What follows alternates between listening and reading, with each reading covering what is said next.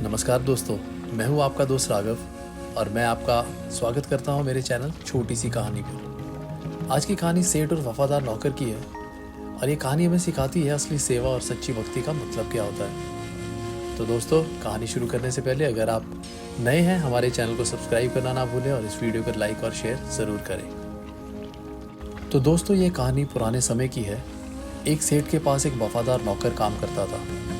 एक दिन नौकर ने सेठ से कहा, सेठ जी, मैं श्री जगन्नाथ जी के दर्शन के लिए पूरी धाम जाना चाहता हूँ। अगर आप मुझे छुट्टी दें तो मैं भगवान के दर्शन कराऊँ। सेठ जी ने कहा, बहुत अच्छी बात है, ज़रूर जाओ। यह तो मेरा सौभाग्य है कि तुम जा रहे हो। मैं कभी व्यापार के कारण नहीं जा पाया। तुम मेरी ओर से भी भगवान के दर्शन कर लेना और यह लो 100 रुपये और भगवान के चरणों में मेरी तरफ से चढ़ा देना। नौकर ने 100 रुपये लिए और यात्रा पर निकल पड़ा और वह पैदल ही चल पड़ा। रास्ते में उसने देखा कई संत और भक्त भगवान का नाम जपते हुए जा रहे हैं।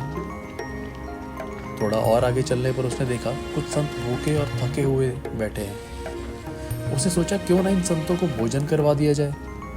उसने 100 रुपये में से 98 रुपये का भोजन उन संतों को करवा दिया। बचे हुए 2 रुपये उसने भगवान को चढ़ाने के लिए रख लिए।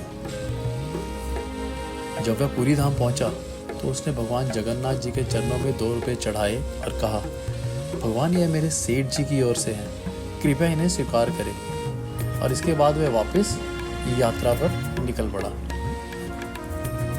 इधर सेठ जी को स्वप्न में भगवान जगन्नाथ जी के दर्शन हुए।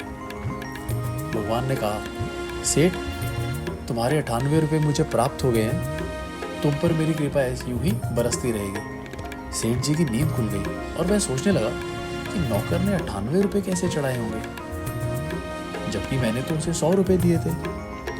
जब नौकर वापस आया तो सेठ जी ने पूछा, क्या तुमने पैसे चढ़ा दिए थे? नौकर ने कहा, हाँ सेठ जी, मैंने पैसे चढ़ा दिए थे। सेठ जी ने कहा, लेकिन 98 रुपये ही क्यों चढ़ाए? बाकी 2 रुपये का क्या किया? तो नौकर सोच में पड़ गया और फिर उसने बताया, सेठ जी, मैंने 98 रुपये से संतों को भोजन करवा दिया था और 2 रुपये भगवान को चढ़ाए। तो सेठ जी समझ गए और उन्होंने कहा, तुमने बहुत अच्छा किया।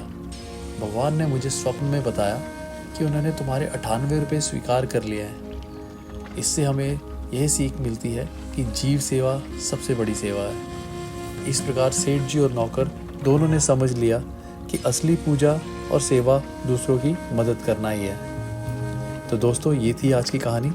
आशा करता हूँ आपको पसंद आई होगी। धन्यवाद।